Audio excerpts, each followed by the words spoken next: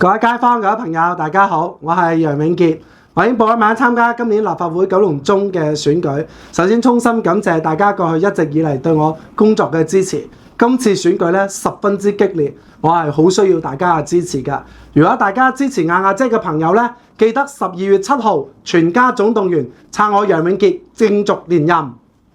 各位朋友，大家好，我是杜亞亞，過去楊永傑咧積極的支持咱的地區活動，熱心服務地區，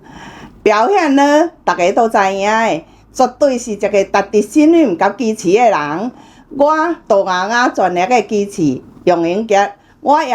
請求大家佇12月7號踴躍投票，